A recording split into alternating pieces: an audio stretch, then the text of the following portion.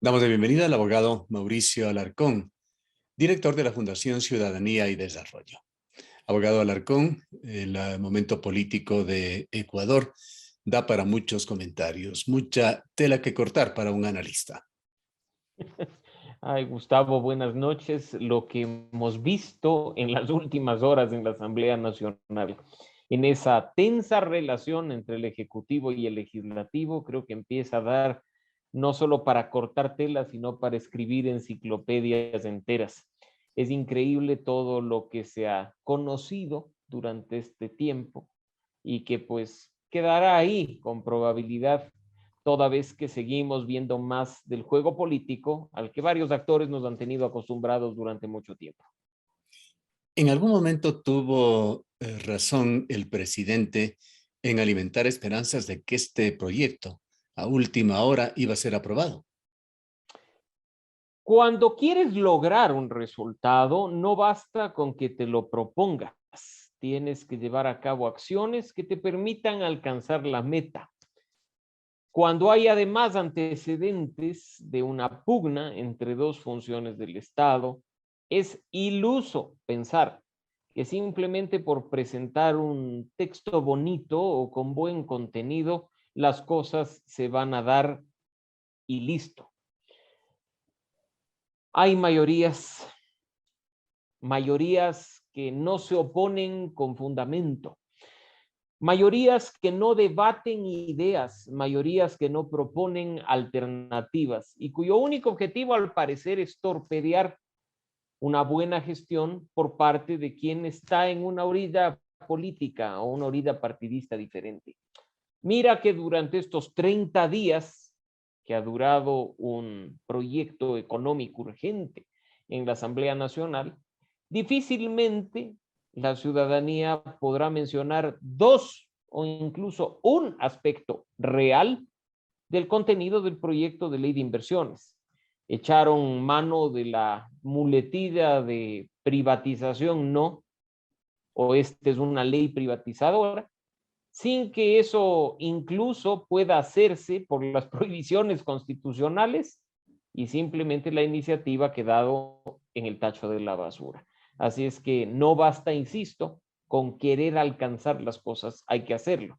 Y el Ejecutivo ha fallado en su capacidad de negociar, en su capacidad de llegar a acuerdos, en su capacidad de, por último, convencer a los legisladores que no forman parte ni de su organización política ni de su bancada.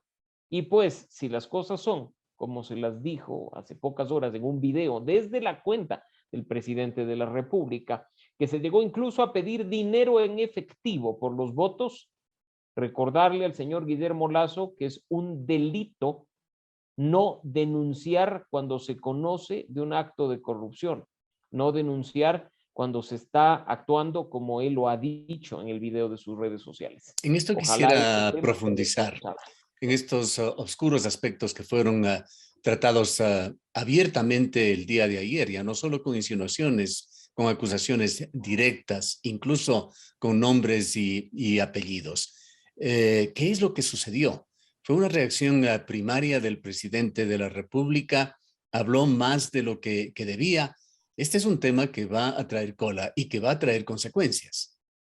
Por supuesto que sí. Lo que vimos el día de ayer fue, por un lado, en un espacio público con jóvenes, afirmar que un ex candidato presidencial evade impuestos, es decir, comete un delito. En ese sentido, la reacción del candidato o el ex candidato presidencial no se hizo esperar, pero simplemente creo que nos corresponde dudar si es que efectivamente las cosas sucedieron como se planteó, porque el presidente no puede, pues, perdonar impuestos, o el presidente no puede inaplicar selectivamente una norma tributaria. Ese tipo de cuestiones que están incluso por fuera del sentido común resultan Sí, preocupantes viniendo ese de un tema en presidente. particular no tiene mucho sentido. Es decir, es que un grupo económico tenga sus lobistas es parte del asunto en el tipo de democracia que vivimos. que algún legislador trabaje con su agenda propia para favorecer a sectores productivos, a banqueros o a su grupo político o a su corriente de pensamiento, es también otra cosa. Pero de allí a pretender que a través de una relación directa con el presidente de la República, a un pequeño grupo empresarial se le vaya a eximir del cobro de impuestos o a permitir evadir, realmente no tiene sentido. No, no tiene sentido, hace ruido y como digo, lamentablemente mina la credibilidad de la palabra de un presidente. Y como mencionas un momento, horas después en un video que inicialmente circuló a través de grupos de WhatsApp, pero que después se publicó oficialmente en la cuenta del presidente de la República, se habló de no ceder a pretensiones de legisladores que han pedido cargos públicos, ministerios, y decía él, hasta dinero en efectivo. Y decía Lazo, además, que lo denunciaba ante la ciudadanía. Y pues no hay que denunciarlo ante la ciudadanía. Usted, señor Lazo, tiene el deber de denunciarlo ante la fiscalía, recordándole, como mencioné hace un momento, además, que el artículo 422 del Código Orgánico Integral Penal establece un deber de denunciar. Es deber del señor Lazo denunciar en este caso el conocimiento de la comisión de un presunto delito contra la eficiencia de la administración pública, un delito de corrupción. Además, no nos olvidemos que por constitución los ciudadanos tenemos la responsabilidad y el deber de denunciar y combatir los actos de corrupción. ¿O es que acaso era simplemente para que el video en redes sociales se vea bonito? La política tiene que dejar de ser puro bla bla y empezar a concretarse en acciones, más aún cuando de por medio están actores cuya ética, cuyos principios y cuya integridad están desde hace mucho en entredicho. Algo en lo cual aparentemente coinciden el presidente de la República y el señor Hervas es en que tuvieron un encuentro extraoficial, pues no se dio en la Casa de Gobierno, un encuentro que se habría dado más bien a una zona cercana de las instalaciones, entendemos, industriales o comerciales del señor Hervas, y allí ese hecho no lo discuten o no lo niegan las dos partes, más bien la polémica va en cuanto a quién y por qué se provocó ese encuentro.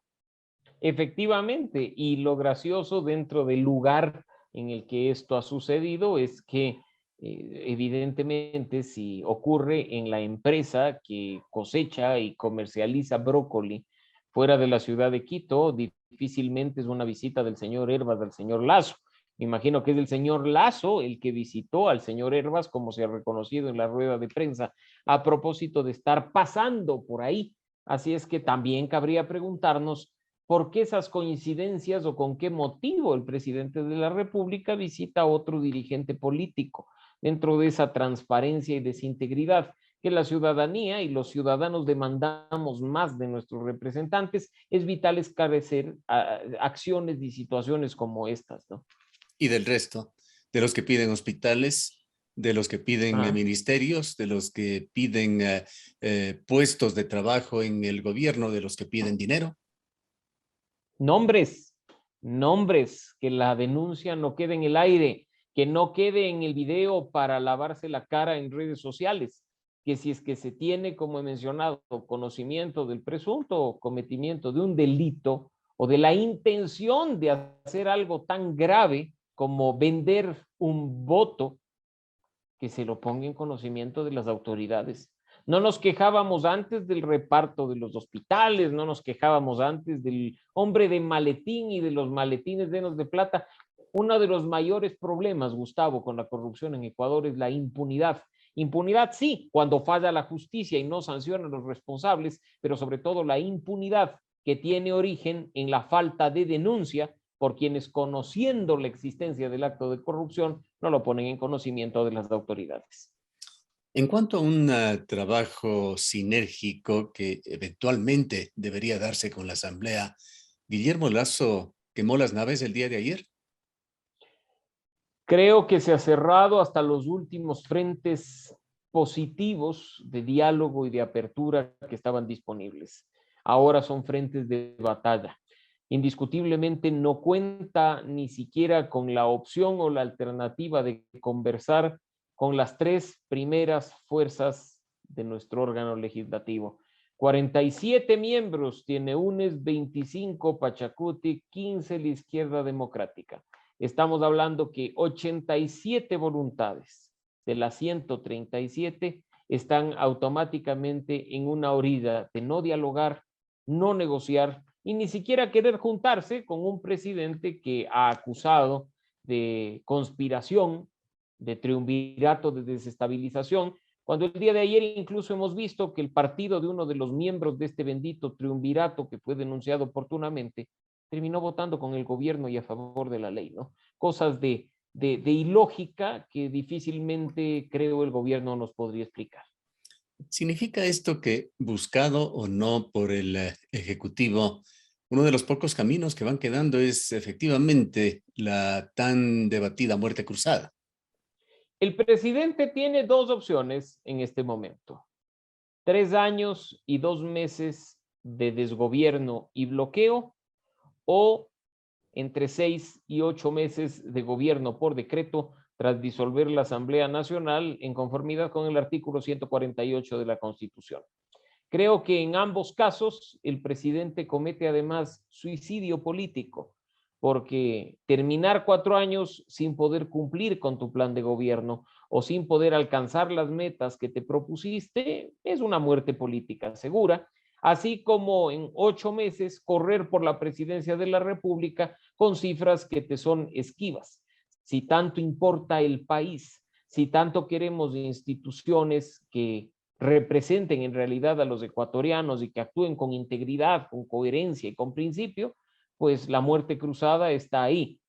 Lo he dicho en más de una ocasión, Gustavo, yo no creo en esa figura por muy constitucional que sea, porque creo que no le viene bien a la democracia concentrar poder de una función en otra, por muy temporal que esto sea, pero es una alternativa, es una solución que respecto de lo que hemos visto, no solo la noche y tarde de ayer, sino durante los 10 meses que ha estado en funciones la Asamblea, parece ya ser más un asunto de decisión ciudadana que de decisión presidencial.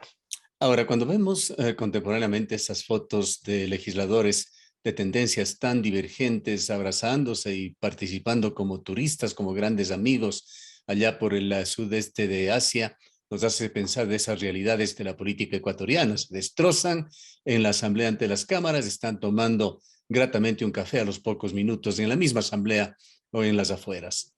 ¿Habrá espacio para reconciliaciones dentro de todo esto que se va convirtiendo en una comedia, un show político en Ecuador? La política en nuestro país enemista ciudadanos, enemista familias, pero los actores políticos siempre van a echar mano de cualquier oportunidad para abrazarse y reconciliarse. En los años 90, recordarás tú el famoso pacto de la regalada gana, que actores políticos totalmente opuestos, que incluso se habían perseguido judicialmente, terminaron votando entre sí a favor de la designación de autoridades en el entonces Congreso Nacional. Se lo bautizó como Pacto de la Regalada Gana porque cuando un periodista de Televisión Nacional le preguntó al señor Abdalá Bucarán cómo había sido posible que el PRE pacte con el Partido Social Cristiano, su respuesta fue porque me dio la regalada gana. Así es que eso es lo que estamos viendo ahora también, pues en el Pleno se gritan, se mandan a callar, se dicen sinvergüenzas o se exhiben pruebas unos a otros, pero a la vuelta de la esquina se sonríen, se abrazan, se van de luna de miel a otros países. Esa es la asamblea que tenemos, esa es la asamblea que dice representarnos. Esa es la asamblea que ha ido a pedir hasta dinero en efectivo al presidente de la República y que pues está ahí para legislar en beneficio de los ecuatorianos. Bajo esa premisa de que se puede ver nuevamente tostar granizo aquí en la política ecuatoriana, ¿qué disyuntivas se perfilan hacia el futuro? La una clara es la muerte cruzada, pero podría a través de cualquier tipo de reconciliación darse algo más que a lo mejor por el momento no podemos imaginar. Pero ¿qué podríamos esperar en el futuro? Y sobre todo pensando, como lo había señalado usted, de que el presidente de la República tiene aún 3 años más que ejercer el poder. 3 años y algo más. Creo que las principales herramientas están en nuestras manos, Gustavo, en manos de la ciudadanía. somos nosotros quienes tenemos que exigir reconciliación y diálogo en beneficio del país y en beneficio de todos. Que dejen por un momento de lado sus intereses particulares y piensen por aquellos que en este momento no tienen empleo, su economía no es lo suficientemente buena como para sobrevivir. Que piensen en aquellos que necesitan reactivar sus negocios, que piensen en aquellas familias que incluso en momentos como estos están considerando migrar a otro país por mejores oportunidades. En nuestras manos también está, del otro lado, no esperar que el presidente active la muerte cruzada porque favores políticos, porque se quieren mucho o porque quieren un viajecito más juntos.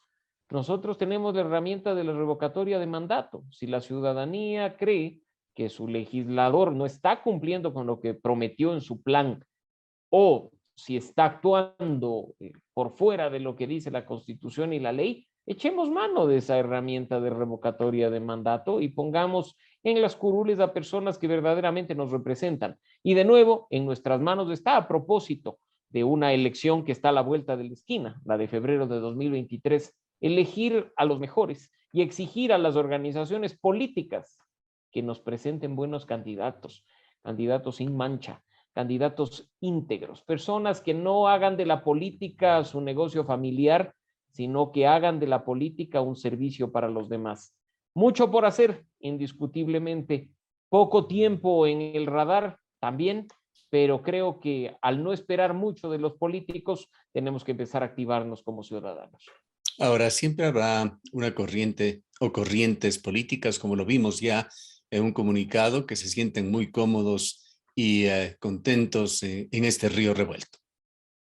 Por supuesto, aquellos que probablemente ganen si se aplica una muerte cruzada, aquellos que puedan obtener un beneficio de la pugna en la que se está viviendo y que no necesariamente pasa por el reparto de cargos o las maletas en efectivo. Siempre en política hay ganadores y perdedores, pero en la ciudadanía, cuando las decisiones se toman con el estómago y no con la cabeza, la mayoría pierde.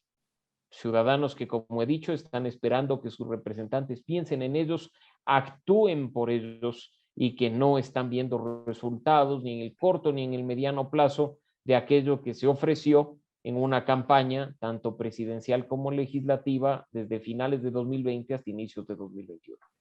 Reflexiones finales, abogado Mauricio Alarcón, cuando empiezan ya a circular rumores de que la muerte cruzada podría darse incluso tan pronto como en este fin de semana. El precio de desentenderse de la política es de estar gobernado por los peores hombres, decía Platón hace aproximadamente 2500 años. La situación no ha cambiado. Si la ciudadanía cree que todo pasa por lanzar un tweet o un post en Facebook, si pasa por no ver noticieros o desconectarse de la coyuntura, vivir por su familia y dentro de su burbuja, tendremos más de lo mismo, más allá de una muerte cruzada, más allá de pugnas entre actores políticos. Insisto, la decisión principal tiene que estar en nuestras manos. Necesitamos ciudadanos activos y empoderados, interesándose por lo que pasa en el país, tomando decisiones en beneficio de todos y, por supuesto, procurando en los procesos electorales elegir a los mejores. Gracias, abogado Alarcón. Siempre un gusto, Gustavo. El abogado Mauricio Alarcón dirige la Fundación Ciudadanía y Desarrollo.